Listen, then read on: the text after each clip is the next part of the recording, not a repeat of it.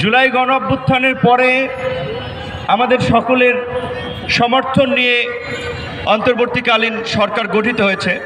আমাদের প্রত্যাশা ছিল সেই সরকার আমাদের জনগণের সরকার হবে, আমাদের দুঃখ কষ্ট দুর্দশা বুঝবে। গত 5 মাসের যে অভিজ্ঞতা, সরকার জনগণের পালস বুঝতে পারছে না এবং জনগণের দুঃখ দুর্দশা অনুযায়ী পদক্ষেপ নিতে পারছে না। তার একটা উদাহরণ এই যে ভুক্তভোগী আজকে শেয়ার বাজারের বিনিয়োগকারীরা এখানে দাঁড়িয়েছে এবং এখানে আপনারা বলেছেন, আমি তার সম্পর্কে বিস্তারিত খোঁজখবর নিতে পারি নাই, আমি দুঃখিত।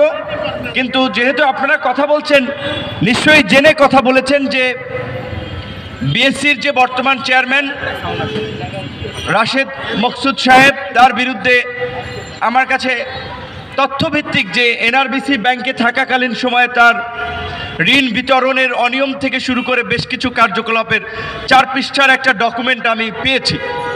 আর একটু চেক করলে হয়তো আরও বিস্তারিত ইনফরমেশন পাবো, কিন্তু এতগুলো মানুষের সামনে অনেকে কথা বলছে, নিশ্চয়ই হয়তো ভুল ইনফরমেশন তারা দিচ্ছে না। তো এরকম যদি বিতর্কিত ব্যক্তি হয়ে থাকে, সে কিভাবে সিকিউরিটি এক্সচেঞ্জ কমিশনের চেয়ারম্যান হিসেবে নিয়োগ পেল আমরা জানি না। কিন্তু একটা বিষয় আমরা দেখছি যে বিভিন্ন জায়গায় এই রকমের বিগত ফ্যাসিস্ট সরকারের সহযোগী সুবিধাভোগীরা অনেক জায়গায় ঢুকে যাচ্ছে।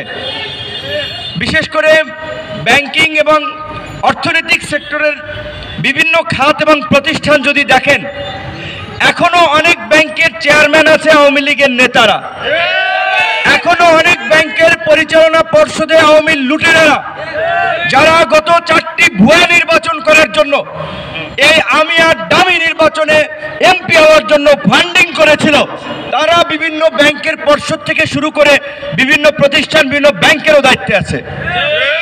তাদের বিরুদ্ধে কেন ব্যবস্থা নেওয়া হচ্ছে না?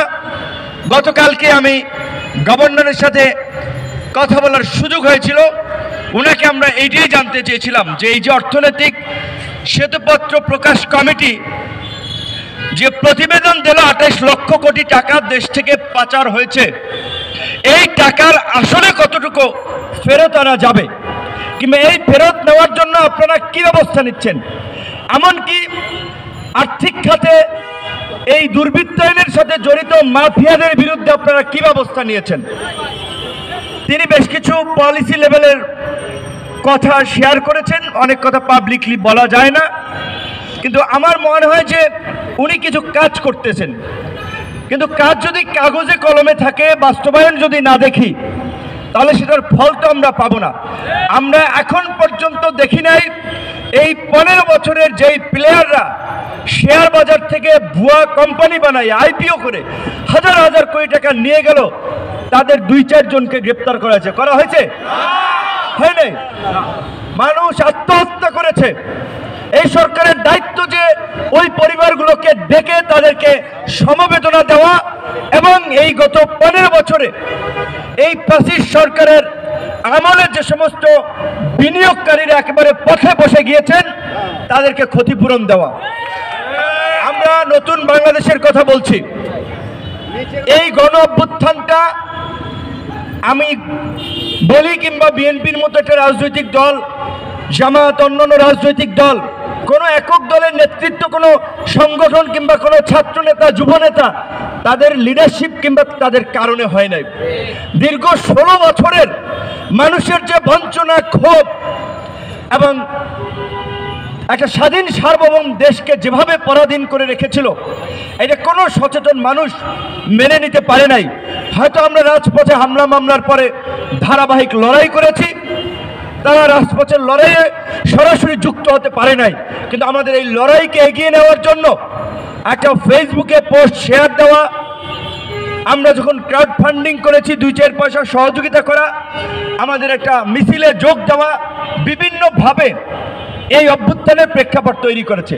সুতরাং আমরা যখন নতুন বাংলাদেশের কথা বলছি, আগে এই নতুন বাংলাদেশ বিনির্মাণ করার আগে যারা বিগত সময়ে ক্ষতিগ্রস্ত হয়েছে, আন্দোলন সংগ্রামের পাশাপাশি ব্যবসা বাণিজ্য করতে এসে, তাদের বিষয়টা সরকারের আমলে নেওয়া দরকার।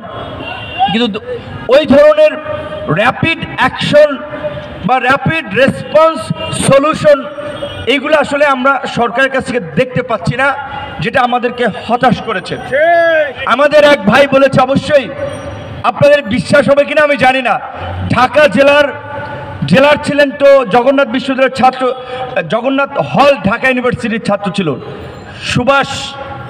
তার কাছে শুনেন, ওই সময় যারা ঢাকা জেলের দায়িত্বে তাদের কাছে শুনেন, সূর্যমুখীর দ্বিতীয় তলায় ডক্টর মোহাম্মদ ইউনূসের জন্য কারাগারে রুম প্রস্তুত করা হয়েছিল। কারণ শেখ হাসিনা যে কিছুটা সিনেমা যারা হরর মুভি দেখেন বা বিভিন্ন সিনেমাগুলো দেখেন, তারা জানেন যারা স্বাভাবিকভাবেই ছোটবেলায় কিংবা তার বেড়ে ওঠাতে সে যখন এইভাবে তার পরিবারের উপরে নির্মমতা, স্বজন হারানো দেখে, এগুলো দেখে অনেক ক্ষেত্রে মানুষ সাইকো হয়ে যায়। তো আমাদের সাবেক প্রধানমন্ত্রী কিন্তু আনকাইন্ড অফ সাইকো হয়ে গিয়েছিলেন, তার মানসিকতা ওইখানে, বিকজ যেই কারণে তিনি অন্যদের ব্যথা বেদনা তার উপলব্ধিতে ছিল না। এই যে গত 16 বছরে 3,500 মানুষকে বিচার বহির্ভূতভাবে হত্যা করেছে, 650 শতাধিক মানুষকে গুম করেছে, হাজার হাজার মানুষকে পঙ্গু করেছে, এগুলো নিয়ে তার কোনো আর্তনাদ নাই। শুধু 15ই আগস্ট আসলে আমরা দেখতাম চেতনার শোকের মাস, শেখ রাসেলের কথা, অমুকের কথা, তমুকের কথা। অবশ্যই 15ই আগস্ট যে ঘটনা ঘটেছে সেটা আমরা সভ্য সমাজের মানুষ সমর্থন করি না, নিন্দা জানাই। কিন্তু এই 16 বছরে শেখ হাসিনা ওই রকমের 15ই আগস্ট